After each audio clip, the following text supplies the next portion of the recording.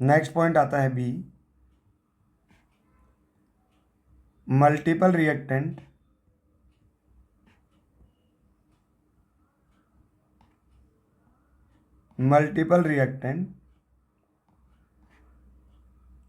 Based questions, multiple reactant based questions. ठीक है, हाँ जी, मतलब एक से ज़्यादा रिएक्टेंट हो। तो जैसे एक एग्जाम्पल है,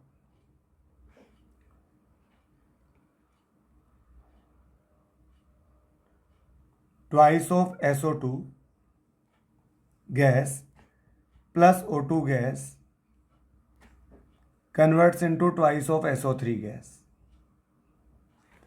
twice of SO2 gas plus O2 gas converts into twice of SO3 gas. अब इसका मेरे पास 20 मोल गिवन है, इसका मेरे पास 10 मोल गिवन है, और मुझसे पूछा है बताओ इसका कितना मोल का फॉर्मेशन होगा, इसके कितने मोल का फॉर्मेशन होगा। ठीक है ना, ये अपने से पूछा गया है। तो सबसे पहले देखो, अपन इसमें यूनिटरी मेथड लगाएं, अगर इसका सॉल्यूशन देखो, twice of SO2 plus O2 gives twice of SO3। अगर इसका 2 मोल इसके 1 मोल से रिएक्शन करता है तो इसका कितना मोल बने, इसका कितना मोल का फॉर्मेशन होगा, 2 मोल का फॉर्मेशन होगा। ये बात अपने को कहाँ से पता लगी, बाय स्टोइकियोमेट्रिक कोफिशिएंट। ये बात अपन को स्टोइकियोमेट्रिक कोफिशिएंट से पता लगी। ठीक है ना। तो अब देखो, इसका 2 अगर इसके 1 से रिएक्शन करता है, और मुझे कितना गिवन है, इसका 2, इसका 20, इसके 10 से रिएक्शन करेगा।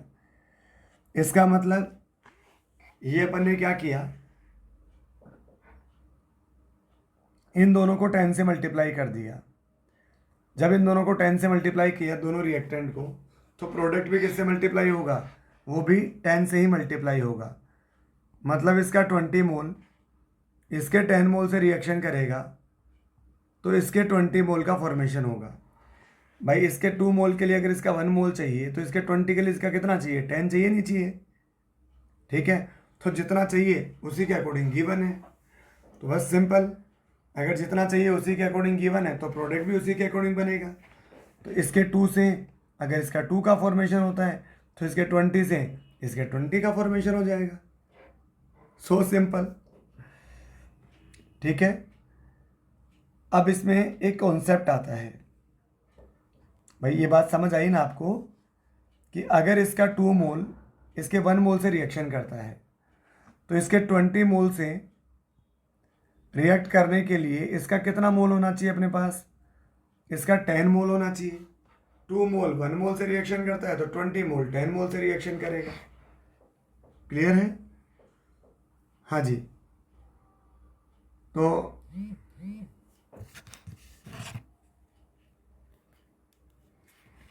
अब देखो, इसका मतलब जिसका जितना मोल चाहिए उसका उतना मोल दे रखा है। तो अब इस केस में प्रोडक्ट आप किसी की भी हेल्प से बना लें, कि इसके 1 मोल से आपका इसका 2 मोल मिलता है तो इसके 10 से इसका कितना मिलेगा, 20 मोल मिलेगा। खत्म, यही तो अपना आंसर है। ठीक है ना। अब मल्टीपल रिएक्टेंट में एक कॉन्सेप्ट आता है जिसे बोलते हैं लिमिटिंग रिएक्टेंट या एक्सेसिव रिएक्टेंट। ठीक है, इसमें एक कॉन्सेप्ट आता है जिसे बोलते हैं लिमिटिंग रिएजेंट, लिमिटिंग रिएजेंट, इसे शॉर्ट में बोलते हैं LR। लिमिटिंग रिएजेंट या शॉर्ट में बोलते हैं इसे LR। ठीक है, तो अब आप इसे देखो, substance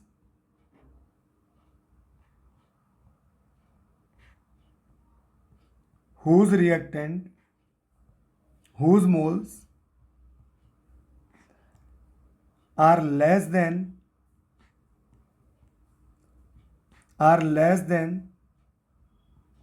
required moles, substance whose moles are less than the required moles is known as limiting reagent,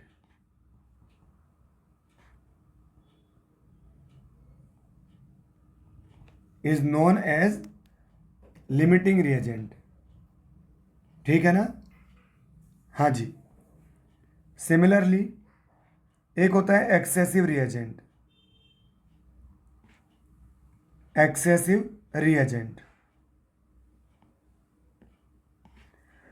excessive reagent को अपन ER बोलते हैं। अब एक्सेसिव रिएजेंट कैसे फाइंड आउट करेंगे? Substance whose moles are more than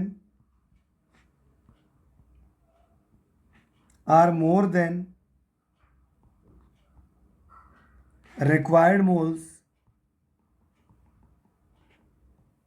is known as excessive reagent, is known as excessive reagent। आप reagent बोलो या रिएक्टेंट बोलो, वो एक ही बात है। रिएजेंट बोलो या रिएक्टेंट बोलो, वो एक ही बात है। ठीक है ना? हाँ जी। अब इसके बाद में नेक्स्ट पॉइंट आता है। देखो अब इसमें एक दो पॉइंट इंपॉर्टेंट है। एक केमिकल रिएक्शन हमेशा लिमिटिंग रिएजेंट के अकॉर्डिंग प्रोसीड करेगी। एक केमिकल रिएक्शन जो होगी वो लिमिटिंग रिएजेंट के अकॉर्डिंग प्रोसीड करेगी। जैसे ही लिमिटिंग रिएजेंट खत्म, रिएक्शन भी खत्म हो जाएगी। इसका मतलब a chemical reaction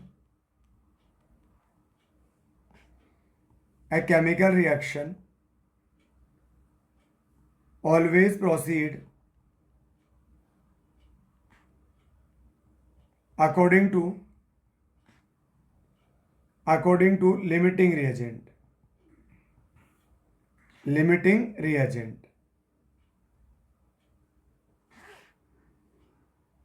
in reaction at the end some amount of excessive reagent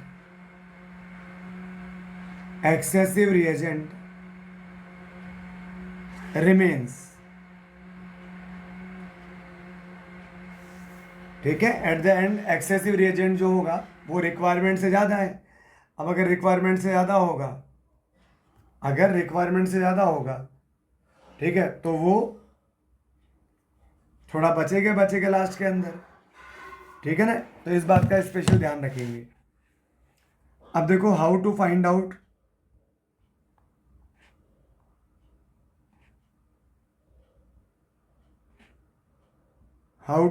out limiting reagent.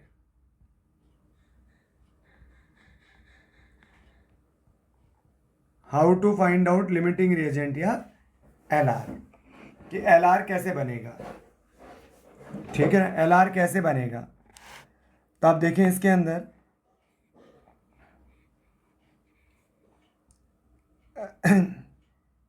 Given mole of reactant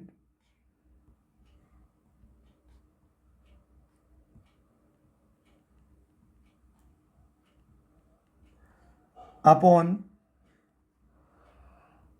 स्टोइक्योमेट्रिक coefficient, ये जो रेशो है ये जिस भी रिएक्टेंट के लिए लीस्ट होगा, ये जो रेशो है ये जिस भी रिएक्टेंट के लिए लीस्ट होगा, ठीक है, वो किसकी तरह बिहेव करेगा? वो लिमिटिंग रिएजेंट की तरह बिहेव करेगा। ठीक है? और एक केमिकल रिएक्शन जो होती है वो हमेशा किसके अकॉर्डिंग प्रोसीड करेगी? लिमिटिंग रिएजेंट के अकॉर्डिंग। ठीक है?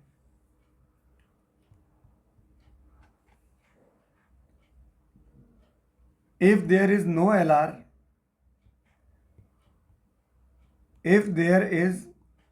no LR, no limiting reagent, then then we can, if there is no limiting reagent, then we can calculate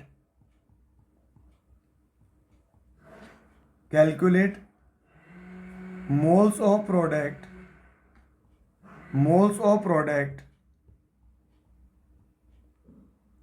by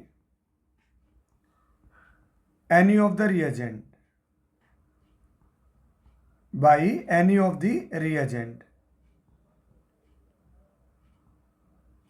तो अपन किसी भी रिएजेंट के थ्रू कैलकुलेट कर सकते हैं प्रोडक्ट। अब जैसे अपन देखते हैं क्वेश्चन किस तरह के आते हैं। मान लो मेरे पास एक क्वेश्चन है, twice of SO2 plus O2 gives twice of SO3। इसका भी मेरे पास 10 मोल गिवन है, इसका भी मेरे पास 10 मोल गिवन है। जब दोनों का 10-10 मोल गिवन है तो मुझसे पूछा हुआ है कि कौन सा एक्सेसिव रिएजेंट होगा, कौन सा लिमिटिंग रिएजेंट होगा। तो आप एक काम करते हैं, गिवन मोल अपॉन स्टोइक्योमेट्रिक कोफिशिएंट करते हैं। इसका मोल 10 गिवन है, अपॉन स्टोइक्योमेट्रिक कोफिशिएंट 2। इसका भी 10 गिवन है, अपॉन स्टोइक्योमेट्रिक कोफिशिएंट 1।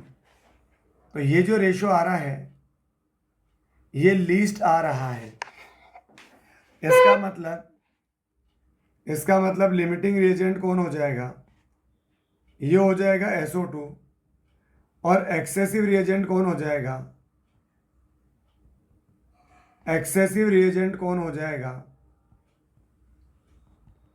ये हो जाएगा O2। लिमिटिंग रिएजेंट SO2 हो जाएगा और एक्सेसिव रिएजेंट O2 हो जाएगा। सिंपल है। चल, अब इसी को देखने का एक तरीका और भी है। जैसे let suppose SO2 plus O2 gives twice of SO3। अब इसका मेरे पास 2 मोल है, अगर इसका 2 मोल रिएक्ट करेगा तो इसका कितना मोल रिएक्ट करेगा, 1। तो इसके 2 के लिए ये कितना चाहिए, 1। तो इसके 10 मोल के लिए ये कितना चाहिए, 5 मोल। सिंपल है। तो इसके 10 मोल के लिए इसका केवल 5 मोल चाहिए, लेकिन O2 का गिवन कितना है, 10 मोल। यानी O2 का मोल जो है वो रिक्वायर्ड मोल से ज़्यादा है। अगर O2 का मोल रिक्वायर्ड मोल से ज़्यादा है तो O2 क्या हो जाएगा, एक्सेसिव रिएजेंट। तो अगर दो में से एक ज़्यादा है, एक एक्सेसिव है, तो दूसरा वाला क्या हो जाएगा, लिमिटिंग रिएजेंट। ठीक है ना। तो इस तरह से भी अपन फाइंड आउट कर सकते हैं। चले,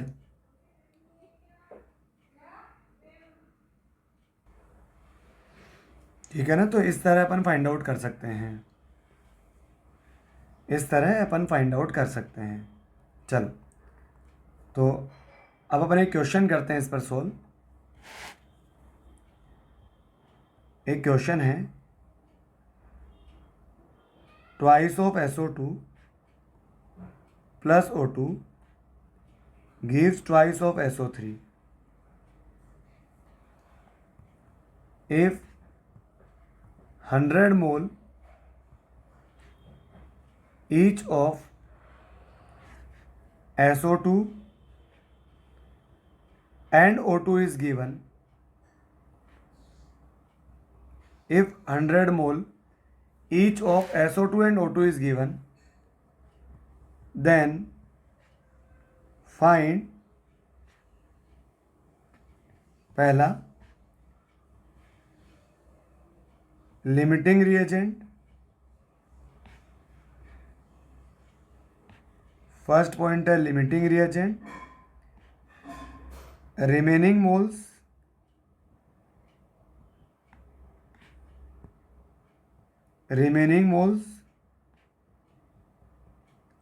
of excessive reagent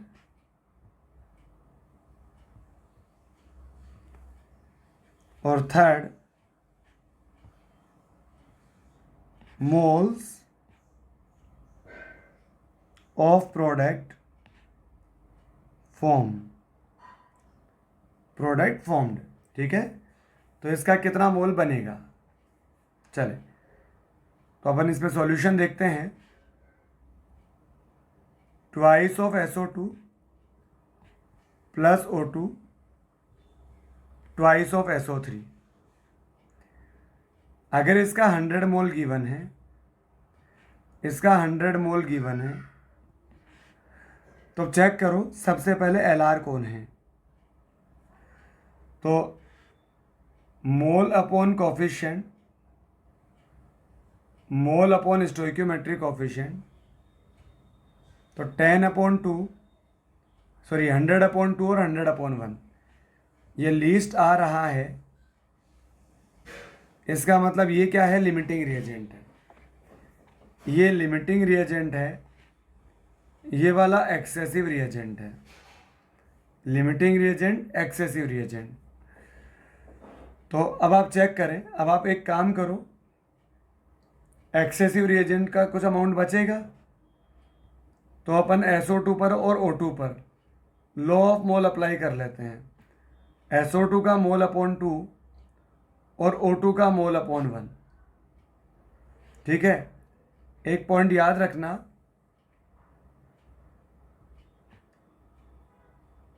in law of mole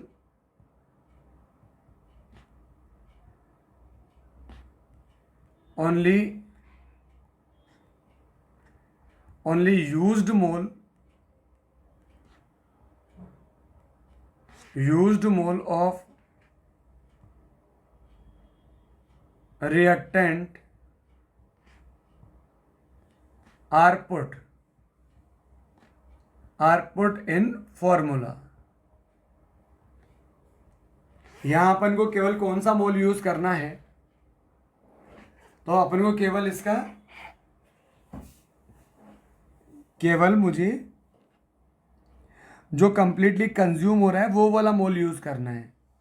अब O2 का कितना मोल कंज्यूम हो रहा है ये तो मुझे पता ही नहीं है, ये तो मुझे पता ही नहीं है क्योंकि O2 तो एक्सेसिव है। तो लॉ ऑफ मोल की हेल्प से मैं O2 का कंज्यूम्ड मोल पता करता हूँ। तो SO2 LR है, उसका तो पूरा पूरा कंज्यूम हो जाएगा और ये आ जाएगा मोल O2, ये आ जाएगा मेरे पास में कंज्यूम्ड। तो यहां से मोल O2 आ गया, मोल O2 कंज्यूम्ड, ये कितना आ गया 50।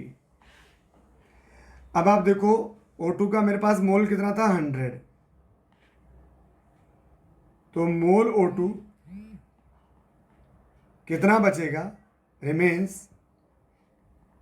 इसका मतलब मोल O2 इनिशियल माइनस मोल O2 कंज्यूम्ड। इनिशियल में से कुछ तो कंज्यूम हो गया, इनिशियल में से कुछ तो कंज्यूम हो गया, तो जो बचा वो आ जाएगा मेरे पास। इनिशियल मोल कितना था 50, कंज्यूम कितना हो 50, तो रिमेनिंग मोल कितना आ गया मेरे पास में 50। तो पहला क्वेश्चन आ गया, पहले क्वेश्चन का आंसर आ गया LR कौन है, SO2। एक्सेसिव रिएजेंट का मोल कितना है 50।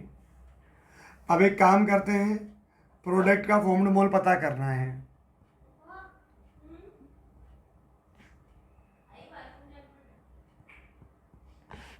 तो ये SO2 और SO3 पर मैं लॉ ऑफ मोल अप्लाई कर लेता हूँ। तो SO2 का मोल कितना है 100, ये 2 से 2 कैंसिल आउट हो जाएगा। तो SO2 का मोल जितना है उतना ही किसका मोल बनेगा, SO3 का मोल बनेगा। तो SO3 का मोल कितना आ गया मेरे पास में, वो भी कितना आ गया 100 आ गया। तो इस तरह से अपन प्रोडक्ट का फॉर्म्ड मोल, रिएक्टेंट का रिमेनिंग मोल और एक्सेसिव रिएजेंट फाइंड आउट कर सकते हैं। आगे बात समझ में, ठीक है। अपन लॉ ऑफ मोल में वही मोल पुट करेंगे, वही मास पुट करेंगे जो कंप्लीटली कंज्यूम होता है। ठीक है, इसी पर बेस्ड अपन एक क्वेश्चन और करते हैं, इसी पर बेस्ड एक क्वेश्चन और करते हैं। ठीक है, तो सबके सब क्वेश्चन लिखेंगे, सबके सब क्वेश्चन नोट करेंगे। 1 gram of magnesium 1 gram of magnesium is burnt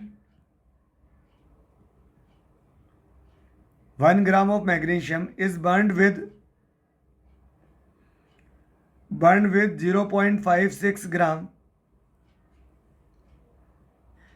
O2 in a closed vessel.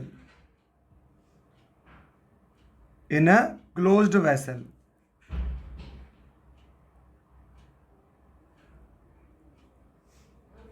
Which reactant is left?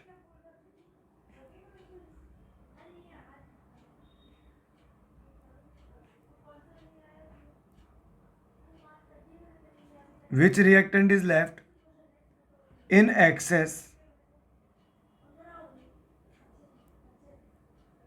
and how much?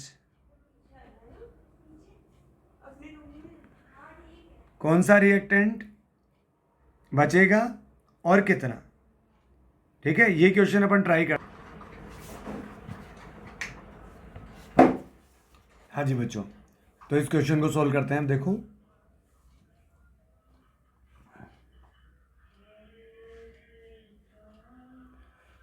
Magnesium जब ऑक्सीजन से रिएक्शन करेगा तो मैग्नीशियम ऑक्साइड बनाएगा। क्या बनाएगा? Magnesium oxide. बैलेंस करोगे तो ये रिएक्शन बैलेंस होगी। अब मेरे पास इसका 1 ग्राम गिवन है, तो इसका मोल आ जाएगा वेट अपॉन एटॉमिक वेट, और इसका मोल आ जाएगा वेट अपॉन मॉलिक्यूलर वेट। ये मेरे पास इन दोनों के मोल आ गए। अब मुझे क्या करना है? लिमिटिंग रिएजेंट फाइंड आउट करना है।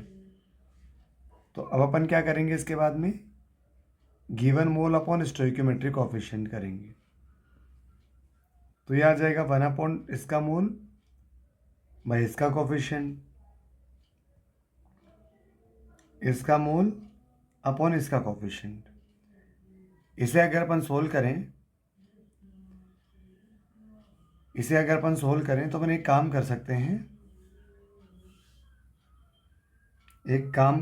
हैं, कि दोनों में मैं डिनोमिनेटर सेम बना लूँ। अगर डिनोमिनेटर सेम बना लूँगा तो मुझे आइडिया लग जाएगा कि किसका मोल, किसका ये रेशो ज़्यादा आएगा। तो इसके लिए अपन ने क्या किया? इसको मल्टीप्लाई किया,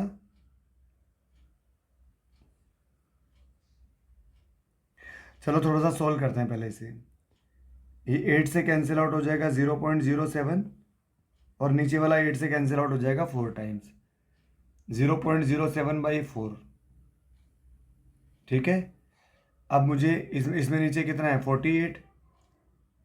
तो इसको 12 से मल्टीप्लाई कर लूँ और 12 से डिवाइड कर लूँ, यानी ऊपर नीचे 12 से मल्टीप्लाई कर लूँ।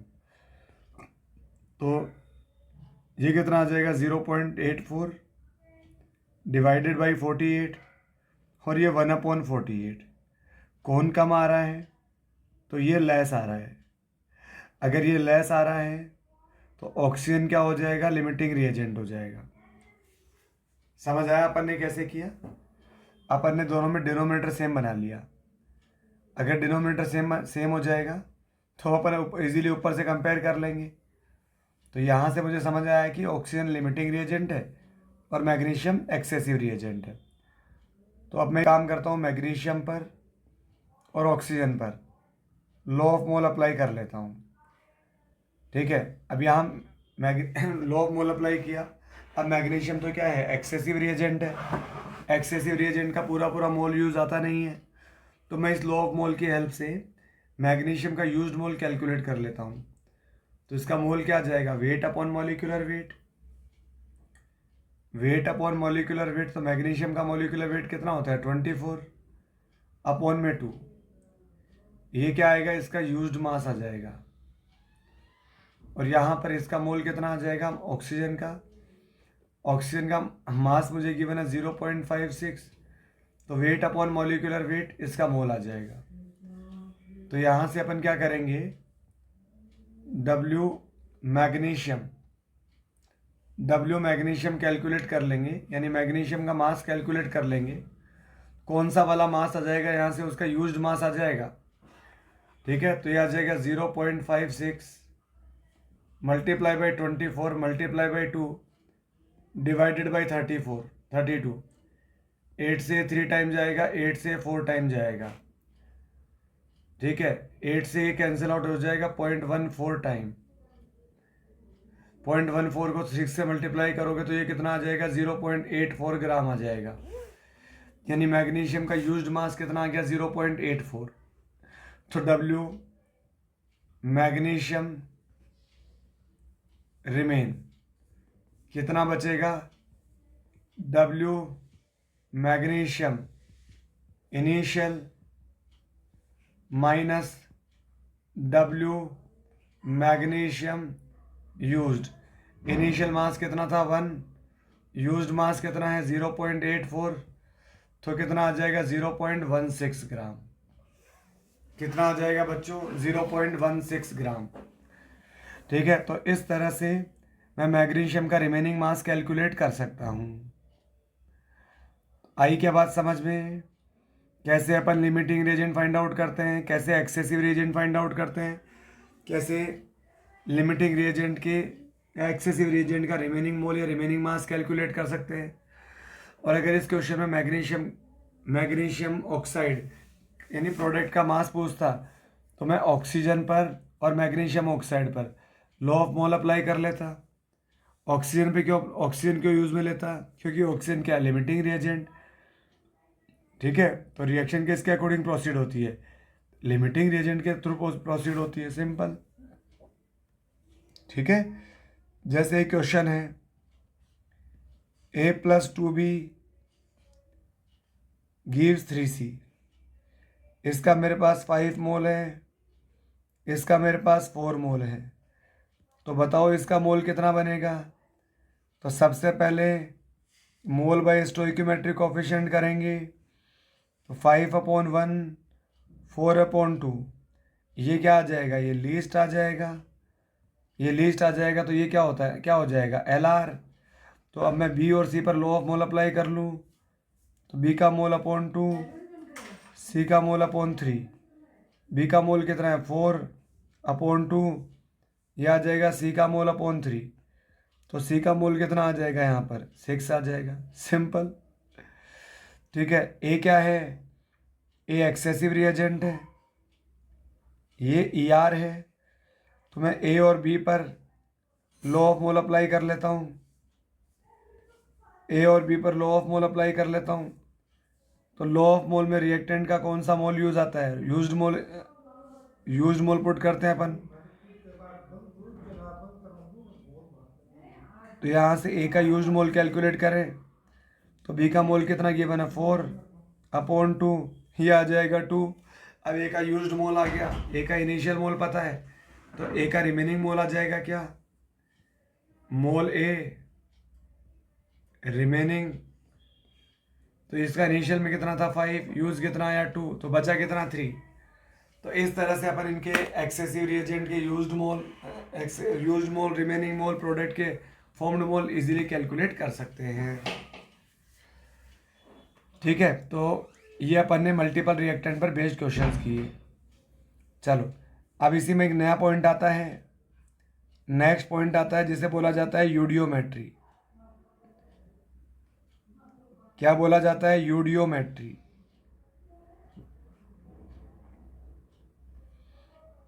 ठीक है, यूडियोमेट्री क्या होता है, volume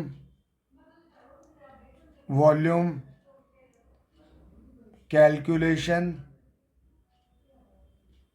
volume calculation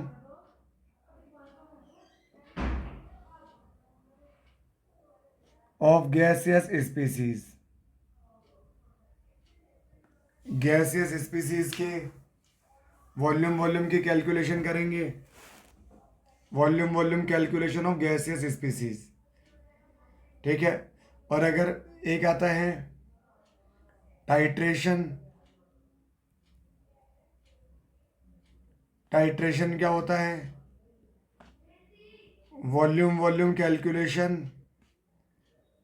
volume calculation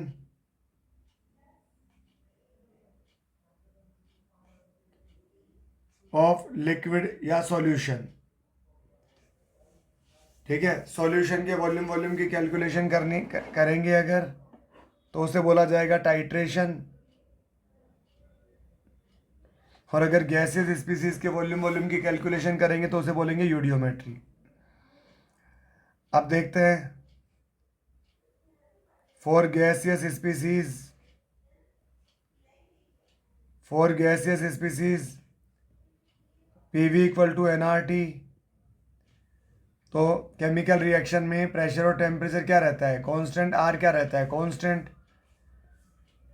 if P T R ये क्या है, अगर कांस्टेंट हो, अगर ये कांस्टेंट तो वॉल्यूम किसके डायरेक्टली प्रोपोर्शनल आ जाएगा, मोल के। ये बात मैं पहले भी डिस्कस कर चुका हूँ कि गैसेस स्पीसीज के लिए जो उनके मोल्स का रेशो होगा वही उनके वॉल्यूम का रेशो होगा, जो उनके मोल्स का रेशो होगा वही उनके वॉल्यूम का रेशो होगा। तो जैसे लॉ ऑफ मोल अप्लाई करते हैं वैसे ही लॉ ऑफ वॉल्यूम अप्लाई कर लेंगे। ठीक है ना भाई। तो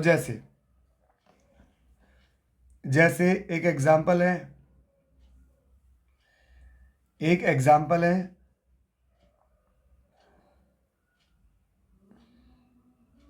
when 1 liter of CO2 gas is react with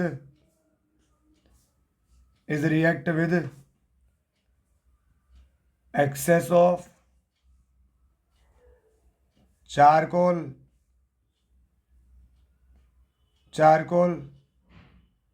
find volume of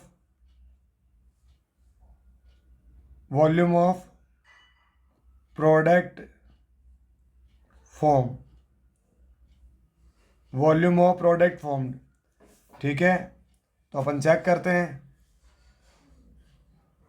यहाँ देखो कार्बन डाइऑक्साइड की रिएक्शन जब चारकोल से करवाएंगे यानी कार्बन सॉलिड से करवाएंगे तो यहाँ कार्बन मोनोऑक्साइड गैस बनेगा। इसका मुझे कितना लीटर गिवन है, 1 लीटर। अब आप एक बात देखो कि इसके 1 मोल से ये गैसेस स्पीसीज है, गैसेस स्पीसीज में जो मोल का रेशो, जो कोफिशिएंट का रेशो होता है वही मोल्स का रेशो होता है। जो मोल्स का रेशो होता है गैसेस स्पीसीज के लिए वही वॉल्यूम का रेशो होगा। तो इसके 1 लीटर से साफ समझ में आ रहा है कि इसका कितना लीटर बनेगा, इसका 2 लीटर बनेगा। ठीक है, यही अपना क्या आ गया, आंसर आ गया। ठीक है, इसके 1 लीटर से इसका कितना है, 2 लीटर। ये मुझे कहाँ से समझ में आया, बाय स्टोइकियोमेट्रिक कोफिशिएंट। और इसका 1 लीटर ही था तो उसका 2 लीटर ही बनेगा। ठीक है, इस तरह से अपन ये यूडियोमेट्री वाले क्वेश्चन सॉल्व कर सकते हैं। अब इससे पहले अगला क्वेश्चन लिखे उससे पहले एक पॉइंट समझते हैं। इधर मेरे पास एब्जॉर्बेंट लिखा है, इधर मेरे पास एब्जॉर्ब्ड गैस लिखी है। ठीक है, जैसे मैं मान लो मेरे पास में यहाँ लिखा है KOH एक्वस और NaOH एक्वस। ये मेरे पास कोई बेसिक सॉल्यूशन है। अब ये बेसिक सॉल्यूशन किसको एब्जॉर्ब करेगा, किसी एसिडिक गैस को एब्जॉर्ब करेगा। जैसे CO2 है, जैसे SO2 है, जैसे SO3 है। इन गैसेस को ये एब्जॉर्ब करने का काम करता है। जैसे इधर मेरे पास कोई डिहाइड्रेटिंग एजेंट है, इधर मेरे पास कोई डिहाइड्रेटिंग एजेंट है। डिहाइड्रेटिंग एजेंट क्या होता है, फॉर एग्जांपल कॉन्सनट्रेटेड H2SO4। ठीक है, कॉन्सनट्रेटेड H2SO4 एनहाइड्रस मतलब जिसमें वाटर ना हो, CaCl2 P4O10। ये कुछ डिहाइड्रेटिंग एजेंट है। ठीक है, ये डिहाइड्रेटिंग एजेंट किसको एब्जॉर्ब करेंगे, ये तो मॉइस्चर को एब्जॉर्ब करेंगे। ये किसको एब्जॉर्ब करेंगे? मॉइस्चर को एब्जॉर्ब करेंगे। ठीक है, इसी तरह से अगर मेरे पास अल्कलाइन पायरोगैलोल है,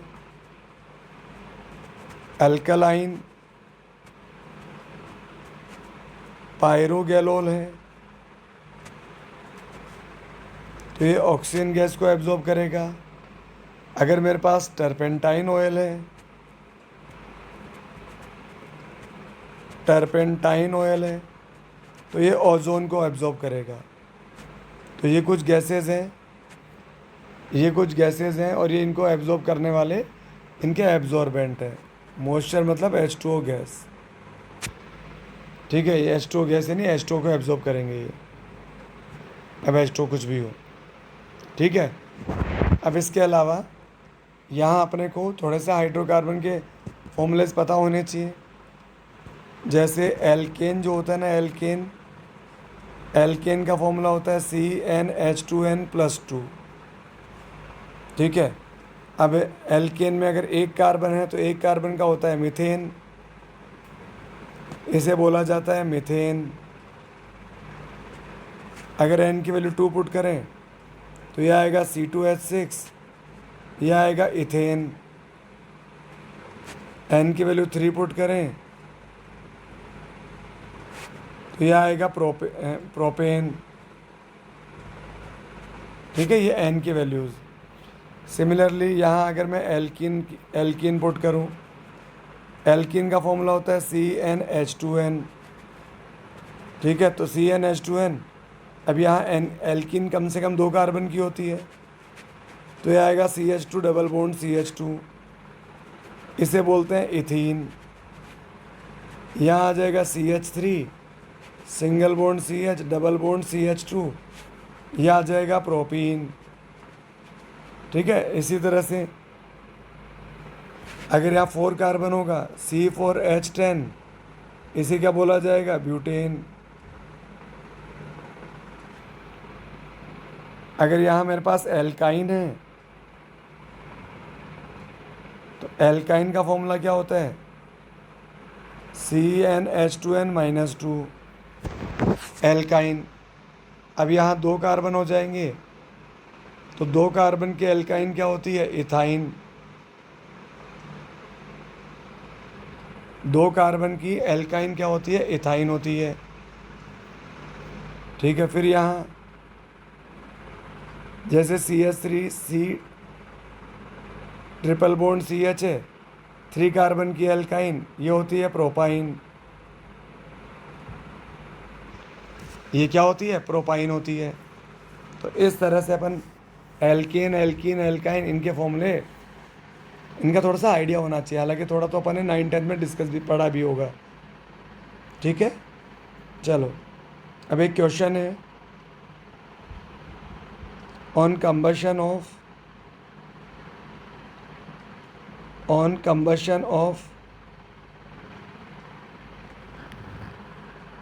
10 ml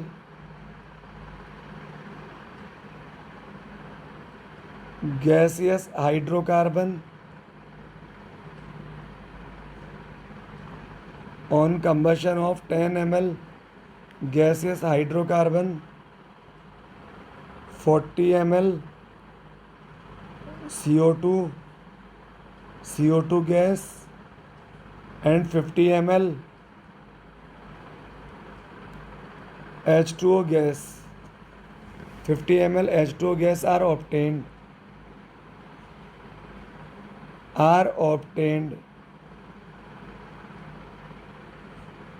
Find molecular formula of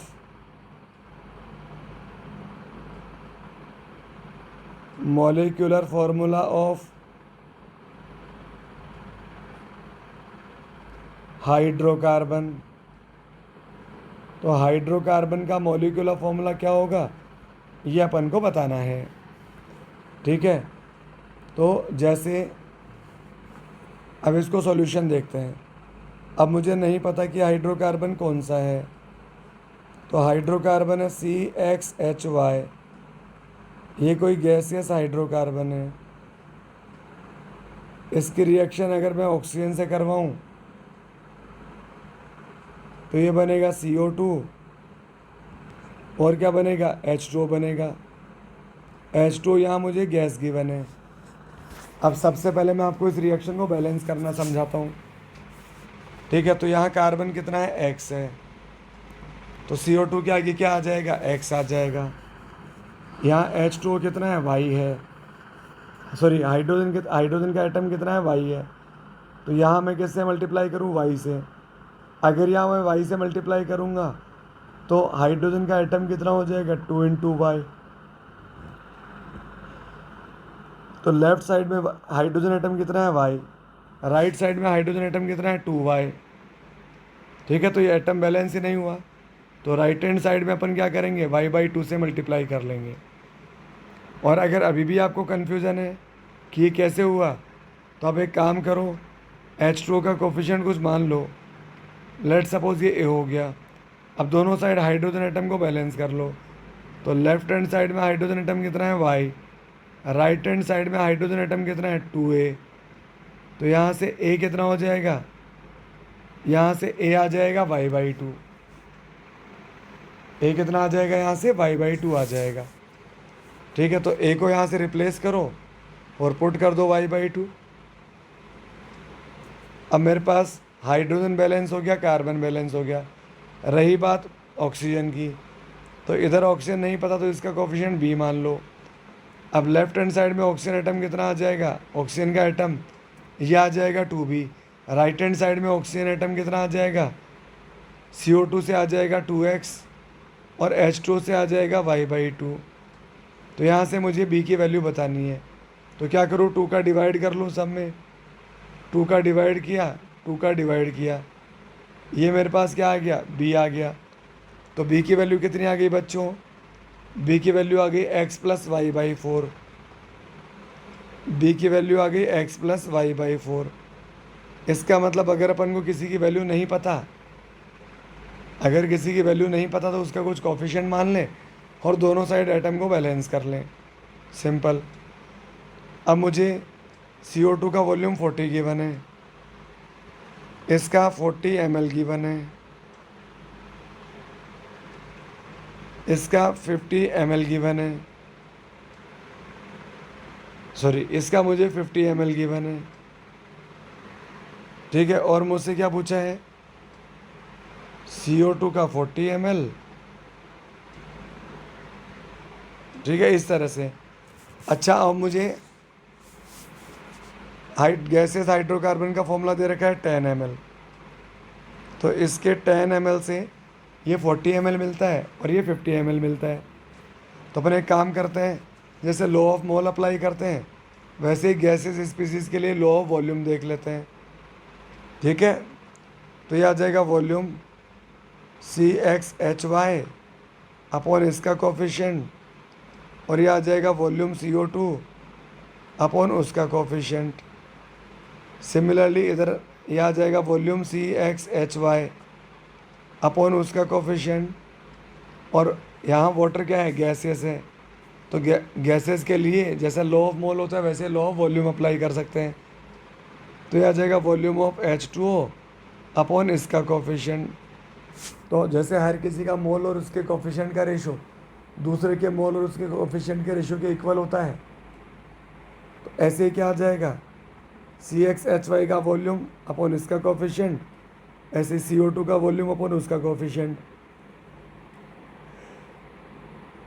अब मुझे CXHY का वॉल्यूम कितना दे रखा है 10, CO2 का वॉल्यूम कितना दे दिया मुझे 40, ये 40 अपॉन X, तो यहाँ से X की वैल्यू कितनी आ जाएगी 4 आ जाएगी।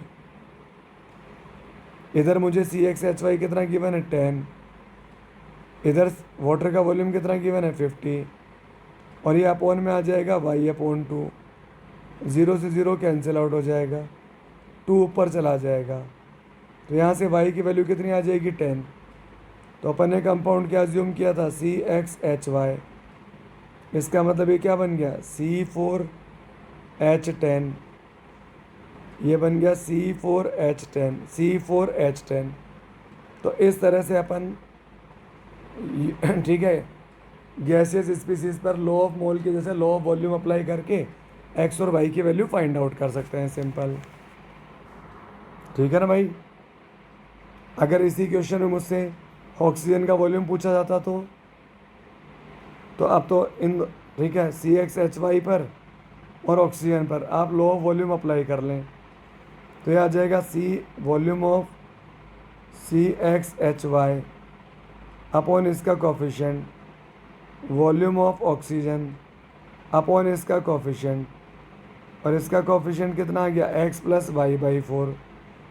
सी एक्स एच वाई का वॉल्यूम 10 दे दिया, ऑक्सीजन का वॉल्यूम मुझे पता करना है। एक्स की वैल्यू मेरे पास 4 आ गई, वाई की वैल्यू मेरे पास 10 आ गई, ठीक है, और ये अपॉन में क्या है यहाँ पर 4। अब इसे सॉल्व कर लो, तो यह आ जाएगा 10 is equal to volume of oxygen 4 प्लस 10/4 कितना होता है 5/2, 5/2 कितना होता है 2.5।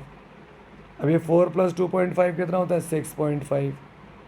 तो यहाँ से वॉल्यूम ऑफ ऑक्सीजन कितना आ जाएगा 10 इंटू 6.5, तो यह आ जाएगा 65 लीटर। कितना आ जाएगा 65 लीटर आ जाएगा, 65 लीटर। ठीक है, इस तरह से। चलो अब अगर अपन अगला क्वेश्चन ट्राई करें, एक क्वेश्चन और देखो।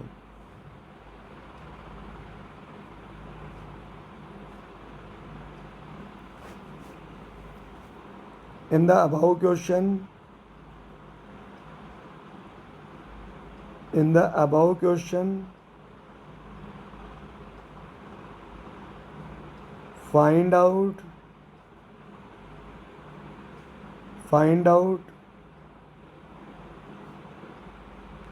volume of, in the above question find out volume of air required, volume of air required. अब एयर का रिक्वायर्ड वॉल्यूम कितना होगा, तो अब इसका सॉल्यूशन देखते हैं,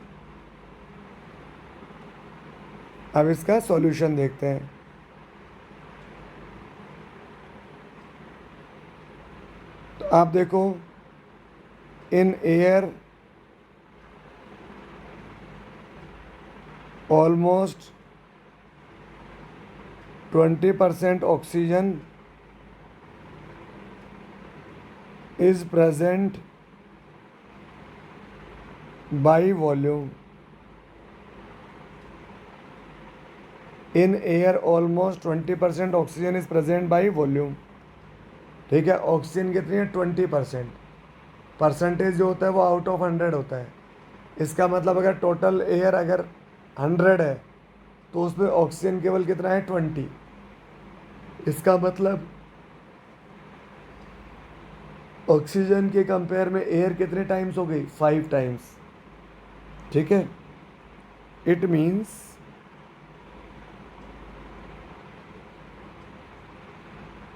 if air is equal to 100 then volume of oxygen is equal to 20। if volume of air is equal to 100 then volume of oxygen is equal to 20। ठीक है भाई, तो इसका मतलब ऑक्सीजन के कंपेयर में एयर कितने टाइम्स होती है 5 टाइम्स। तो volume of air is 5 times volume of oxygen. अब ऑक्सीजन का वॉल्यूम कितना है अपने पास में 65 ml, 65 ml, तो इसका वॉल्यूम कितना आ जाएगा अपने 65 लीटर सॉरी, तो इसका वॉल्यूम कितना आ जाएगा, यह आ जाएगा 325 लीटर। तो एयर का वॉल्यूम इस तरह से कैलकुलेट कर सकते हैं, ऑक्सीजन के वॉल्यूम का 5 टाइम्स। ठीक है, हाँ जी, चलो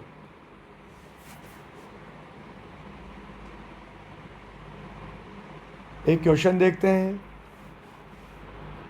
नेक्स्ट क्वेश्चन देखते हैं। 8 litre mixture of 8 liter mixture of C2H6 gas and C3H6 gas. On complete combustion,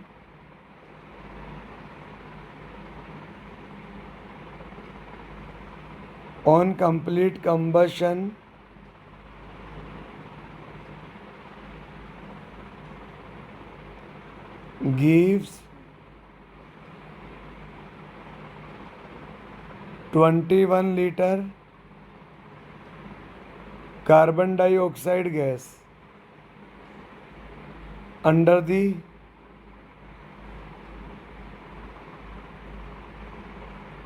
same condition of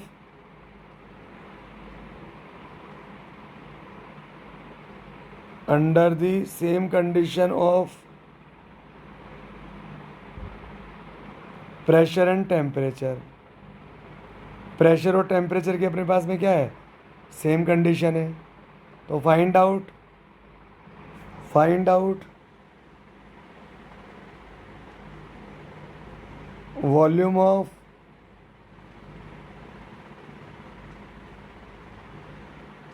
C2H6 and C3H6 in initial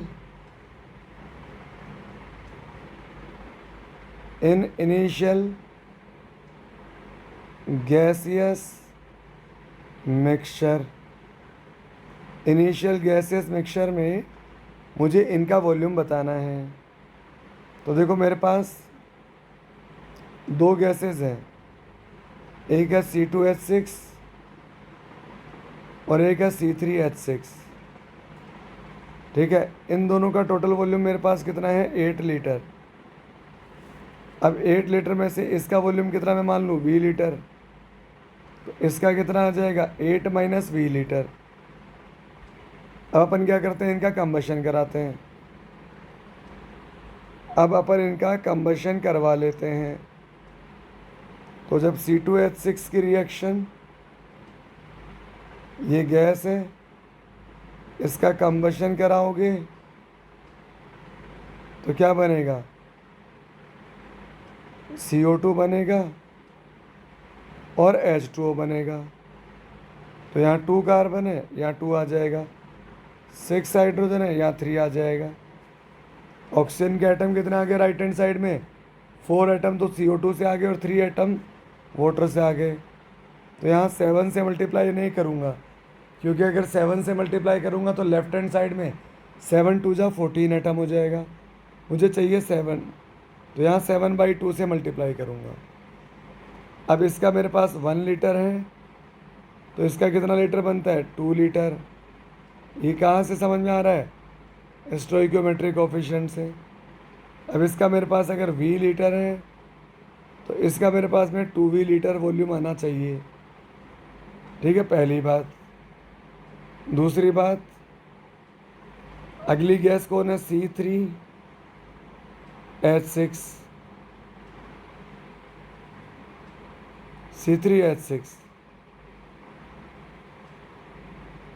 अब इसका कंबशन कराऊंगा तो यहाँ क्या बनेगा, CO2 बनेगा और वाटर बनेगा। वाटर का फिजिकल स्टेट क्वेश्चन में गिवन टेम्परेचर पर डिपेंड करेगा, और अगर टेम्परेचर नहीं गिवन तो हमेशा रूम टेम्परेचर एज्यूम करना, that is 25 degree Celsius. And at 25 degree Celsius physical state of water is what, that is liquid. अब यहाँ बैलेंस करें, 3 कार्बन 3 से मल्टीप्लाई करें, 6 हाइड्रोजन 3 से मल्टीप्लाई करें। अब ऑक्सीजन एटम कितने हैं राइट हैंड साइड में, CO2 में 6 और वाटर में 3, टोटल आ जाएगा 9। तो यहाँ मल्टीप्लाई कर लेंगे 9/2 से। अब आपको समझ में आता है कि अगर इसका 1 लीटर है तो CO2 का कितना लीटर फॉर्म होगा, 3 लीटर। लेकिन अगर इसका 8 माइनस V है, 8 माइनस V लीटर है, तो इसका कितना आ जाएगा, 3 × 8 माइनस V लीटर। ठीक है, इस तरह से। तो वॉल्यूम CO2 टोटल, ठीक है, CO2 का टोटल वॉल्यूम, कुछ तो CO2 का वॉल्यूम यहाँ से आ जाएगा, वो कितना आया 2V, तो यह आया 2V, और कुछ यहाँ नीचे से आ जाएगा, तो यह आ जाएगा 3 × 8 - V। और CO2 का टोटल वॉल्यूम फॉर्म कितना हो रहा है, CO2 का टोटल वॉल्यूम 21 लीटर फॉर्म हो रहा है, तो टोटल वॉल्यूम आ गया 21, यह आ जाएगा 2V + 24 - 3V। तो यहाँ से इधर बचेगा -V, वो चला जाएगा लेफ्ट में, और 21 इधर आ जाएगा, तो V कितना आ जाएगा 3 आ जाएगा। इसका मतलब वॉल्यूम C2H6 जो आपने V माना था वो तो आ गया 3 लीटर, और वॉल्यूम C3H6 जो आपने 8 - V माना था, 8 - 3, ये कितना हो जाएगा बच्चों 5 लीटर हो जाएगा। ये कितना आ जाएगा 5 लीटर आ जाएगा, ठीक है ना। तो इस तरह से अपन कैलकुलेट कर सकते हैं। चलो सिंपल है, दोनों का टोटल वॉल्यूम गिवन था 8 लीटर, एक को V माना, दूसरा 8 - V, दूसरा 8 - V, ठीक है। तो अब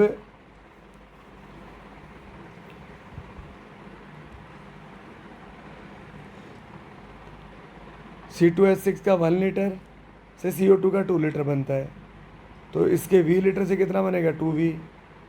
C3H6 के 1 लीटर से CO2 का 3 लीटर बनता है। ये बात कहाँ से पता लगी अपन को, बाय स्टोइकियोमेट्रिक कोफिशिएंट।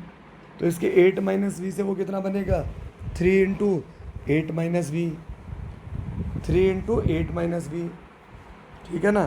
तो CO2 का टोटल वॉल्यूम कितना आ जाएगा, CO2 का टोटल वॉल्यूम, ये तो आया C2H6 से और ये आया C3H6 से, तो टोटल वॉल्यूम कितना गिवन है मेरे पास 21, ठीक है। तो यहाँ से V आ गया, इस तरह से अपन ने सॉल्व कर लिया।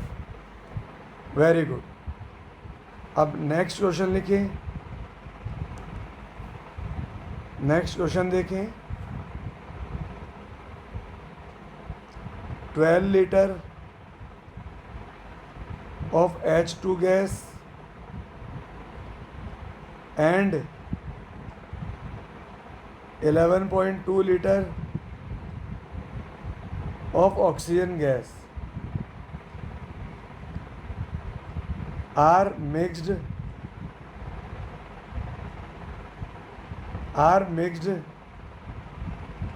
at 120 degrees Celsius. The composition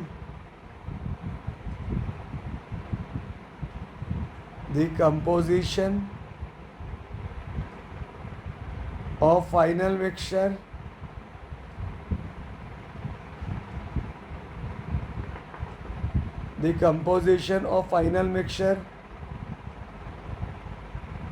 by volume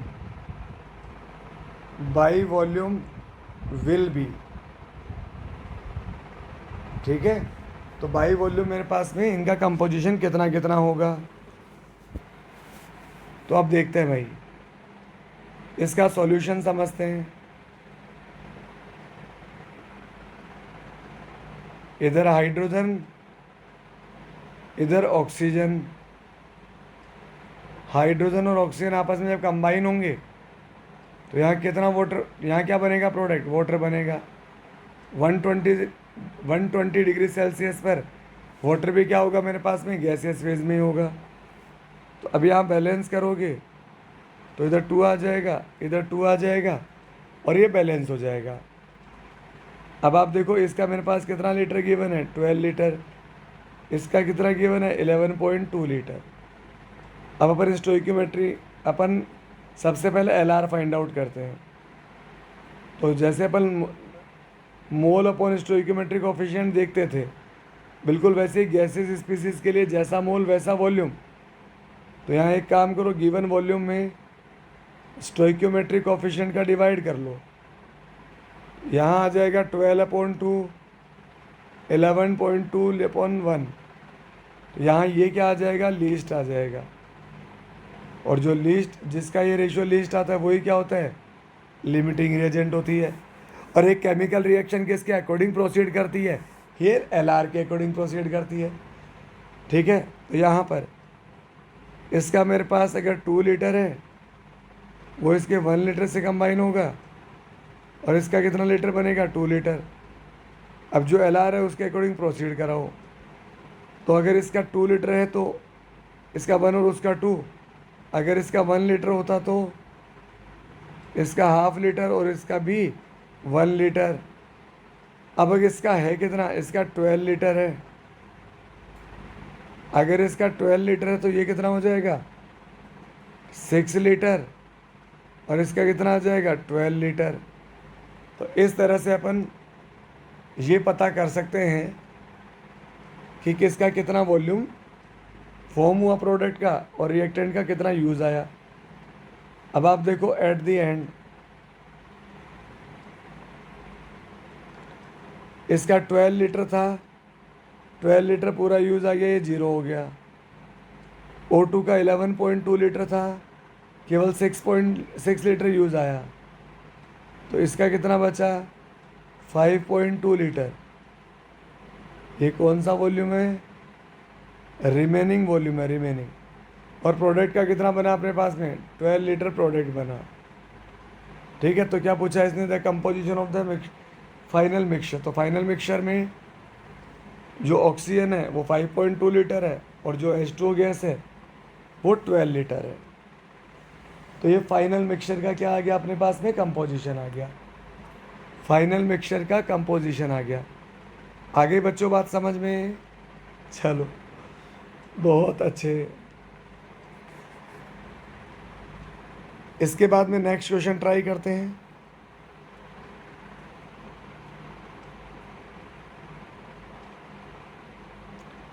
by combustion, question लिखो, by complete combustion,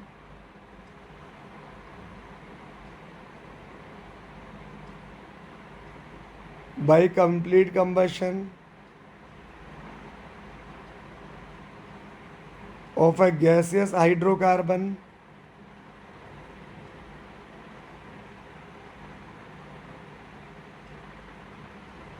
by complete combustion of a gaseous hydrocarbon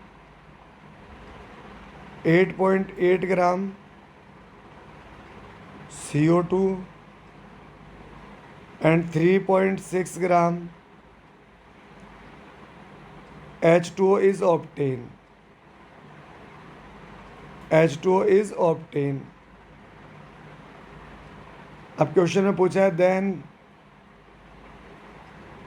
hydrocarbon will be. Question में पूछा गया है then hydrocarbon will be, hydrocarbon क्या होगा। तो आप खुद सोचो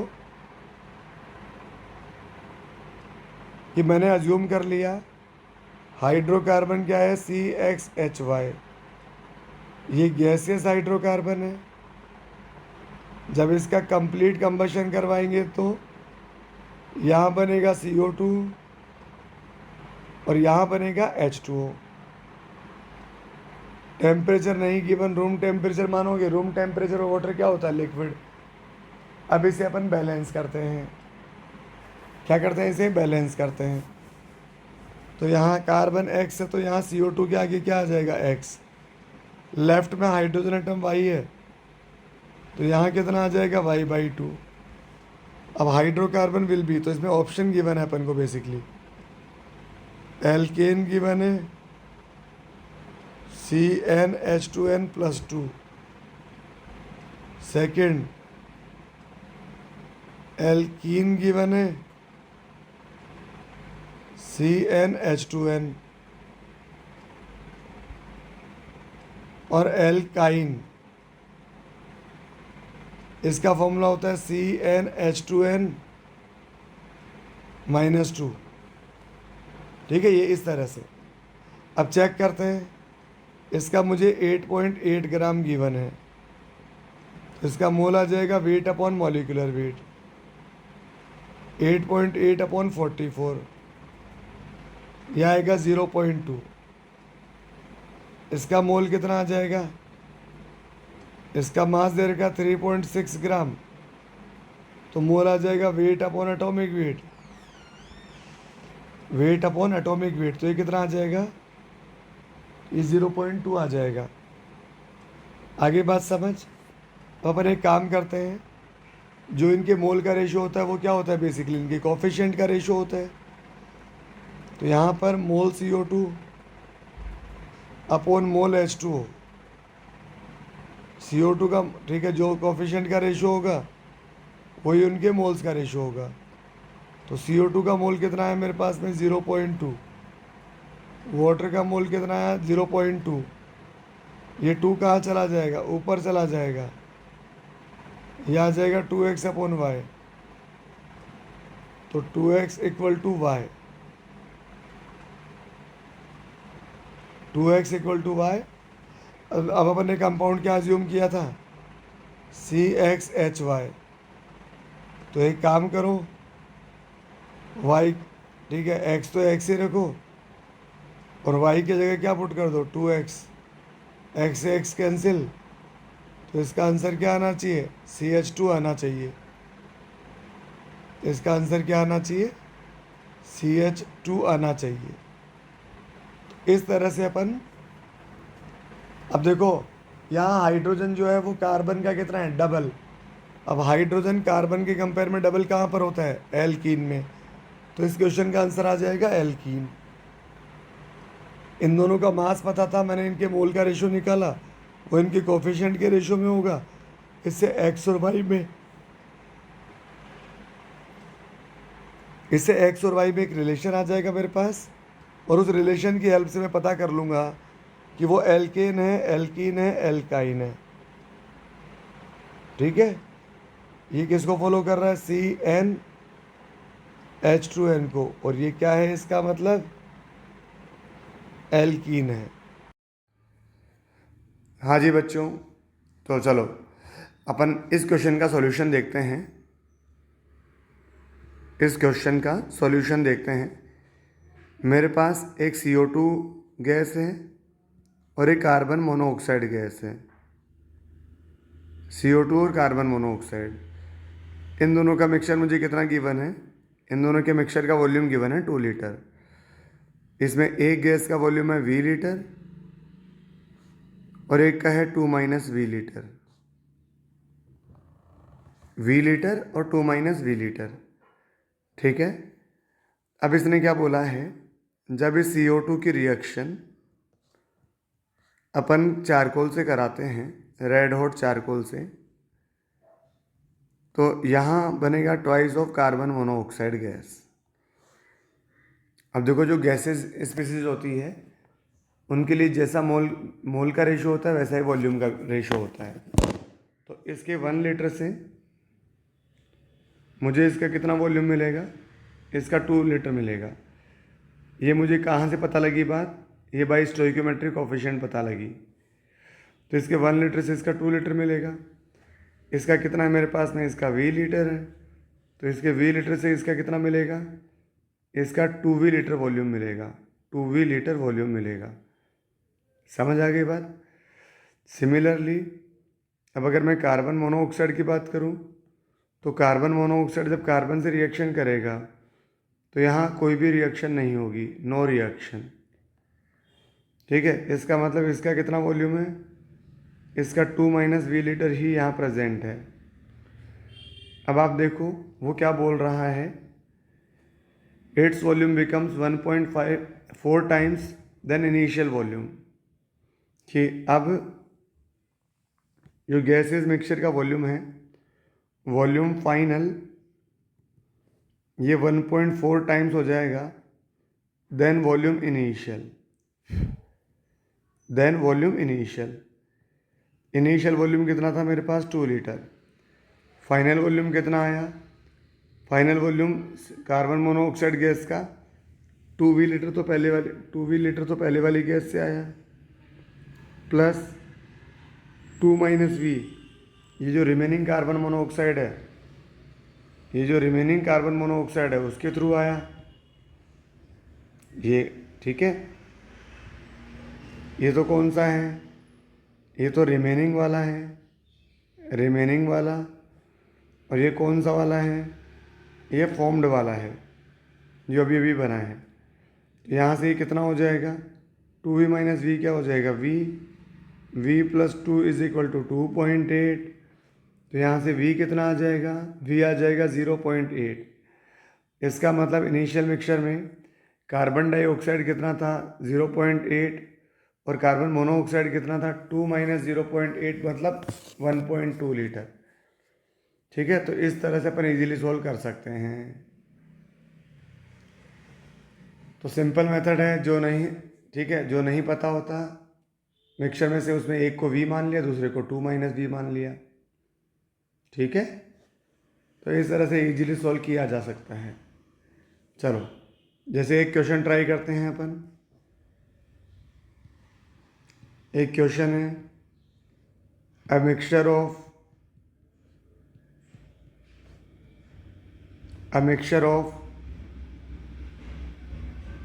2.3 ग्राम formic acid and 4.5 gram oxalic acid, 4.5 gram oxalic acid is treated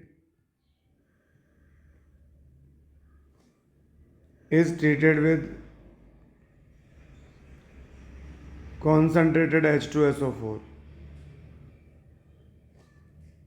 concentrated H2SO4. The evolved gaseous mixture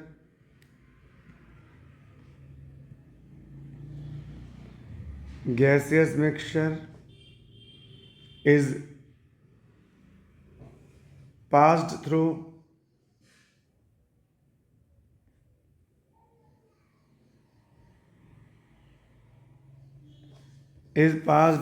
KOH।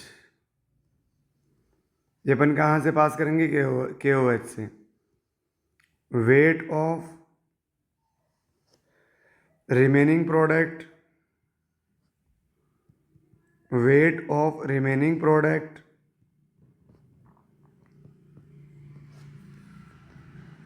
at STP will be, weight of remaining product at STP will be। ठीक है, तो इस तरह से अपन ये क्वेश्चन सॉल्व करते हैं। तो आप देखो मेरे पास में इसका सॉल्यूशन देखो, ये अच्छा क्वेश्चन है, ये अभी नीट में पूछा हुआ है। तो इसका सॉल्यूशन देखते हैं। मेरे पास इधर फॉर्मिक एसिड है HCWH।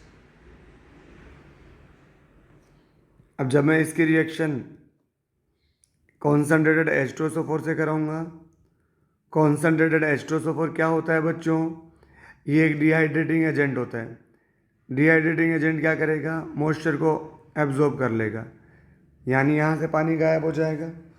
तो बचेगा क्या यहाँ से, जब यहाँ से HOH गायब हो गया तो क्या बचेगा, यहाँ से कार्बन मोनोऑक्साइड गैस बचेगा।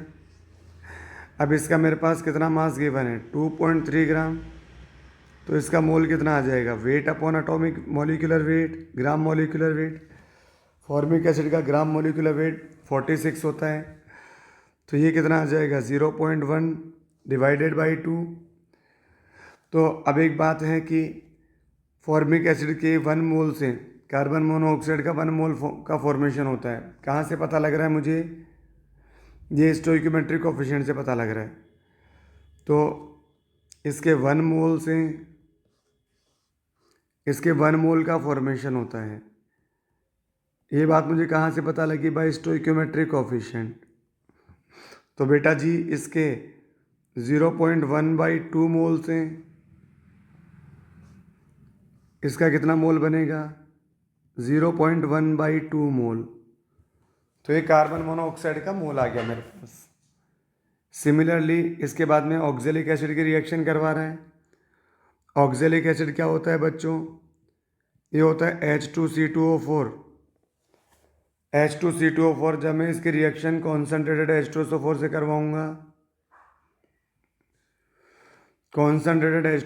करवाऊंगा, तो यहाँ से क्या बाहर हो जाएगा, पानी बाहर हो जाएगा। ये होता क्या है, ऑक्जेलिक एसिड होता है C डबल बॉन्ड OH, और ये आ जाएगा C डबल बॉन्ड OH। अब यहाँ से एक वाटर मॉलिक्यूल बाहर निकल गया, तो इसके बाद पीछे क्या बचेगा, एक तो कार्बन डाइऑक्साइड गैस बचेगी, एक कार्बन मोनोऑक्साइड गैस बचेगी, कार्बन डाइऑक्साइड कार्बन मोनोऑक्साइड। तो यहाँ से बचेगा CO2 plus carbon monoxide gas. Simple. अब क्या किया अपन ने, इसके बाद में इसको KOH के सॉल्यूशन से पास कर दिया। तो KOH क्या होता है, बेस होता है, और CO2 क्या होता है, एसिड होता है। तो ये बेस क्या करेगा, इस एसिड को एब्जॉर्ब कर लेगा। ठीक है, तो यहाँ से CO2 क्या हो जाएगी, यहाँ से CO2 एब्जॉर्ब हो जाएगी, CO2 एब्जॉर्ब हो जाएगी मतलब एलिमिनेट हो जाएगी। अब मुझे ऑक्जेलिक एसिड का मास कितना गिवन है, ये गिवन है 4.5 ग्राम। तो मैं इसका मोल कैलकुलेट कर सकता हूँ, वेट अपॉन मॉलिक्यूलर वेट। तो ऑक्जेलिक एसिड का मॉलिक्यूलर वेट आ जाएगा 90, ये इसका मोल आया, कितना आएगा 0.1/2। तो अब इसके 1 मोल से कार्बन मोनोऑक्साइड का कितना मोल मिलता है आपको, 1 मोल मिलता है। इसके 0.1/2 मोल से इसका कितना मिलेगा, कार्बन मोनोऑक्साइड का 0.1/2 मोल। ये इसका मोल का फॉर्मेशन होगा। ठीक है ना, तो यहाँ मुझे कार्बन मोनोऑक्साइड का मोल मिल गया। तो अब देखो, मोल कार्बन मोनोऑक्साइड टोटल, मतलब उसने पूछा क्या है मुझसे, weight of remaining product at STP will be. अब रिमेनिंग प्रोडक्ट कौन है, यहाँ से भी कार्बन मोनोऑक्साइड ही बचेगा, यहाँ से भी कार्बन मोनोऑक्साइड ही बचेगा। तो कार्बन मोनोऑक्साइड का टोटल मोल कितना आ जाएगा, 0.1/2। ठीक है, ये तो कहाँ से आएगा, फॉर्मिक एसिड से आएगा, प्लस 0.1/2 ये कहाँ से आएगा, ऑक्जेलिक एसिड से आएगा। तो टोटल मोल कितना आ जाएगा इसका, 0.1। 2 LCM आ जाएगा, तो ऊपर आ जाएगा 0.2 0.1। अब मोल क्या होता है बेटा जी, मोल होता है वेट अपॉन मॉलिक्यूलर वेट। तो यहाँ से वेट क्या आ जाएगा, मोल इंटू मॉलिक्यूलर वेट। मैं बात कर रहा हूँ किसके लिए, कार्बन मोनोऑक्साइड के लिए। तो वेट कार्बन मोनोऑक्साइड, इसका मोल कितना है मेरे पास में, 0.1। इसका मोल कितना है मेरे पास में, 0.1। और इसका मॉलिक्यूलर वेट कितना आ जाएगा, 28। तो यह आ जाएगा 2.8 ग्राम। ये कितना आ जाएगा इसका मास, 2.8 ग्राम। तो इस तरह से अपन रिमेनिंग जो प्रोडक्ट है उसका मोल कैलकुलेट कर सकते हैं। सिंपल क्वेश्चन है। ठीक है, ये अच्छा क्वेश्चन था, वैसे सिंपल तो नहीं था, थोड़ा सा कैलकुलेटिव था। चलो ठीक है, तो एक क्वेश्चन ट्राई करते हैं बच्चों। क्वेश्चन लिखो, for 1 litre flask are separately filled with the gases hydrogen, helium, oxygen and ozone. Hydrogen, helium, oxygen and ozone at the same temperature and pressure.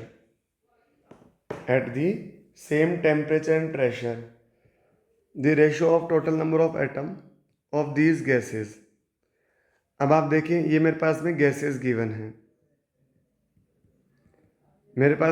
Given है, तो गैसेस के लिए अपन क्या यूज कर सकते हैं, PV = nRT। क्वेश्चन में बोला हुआ है प्रेशर, टेम्परेचर, R, ये क्या है, कांस्टेंट। भाई प्रेशर और टेम्परेचर कांस्टेंट है तो क्वेश्चन में गिवन है, और R कांस्टेंट होता ही है, ये अपने को पहले से पता है, तो यहाँ से अगर ये सब कांस्टेंट है तो यहाँ से वॉल्यूम किसके डायरेक्टली प्रोपोर्शनल आ जाएगा, N के डायरेक्टली प्रोपोर्शनल आ जाएगा। ठीक है।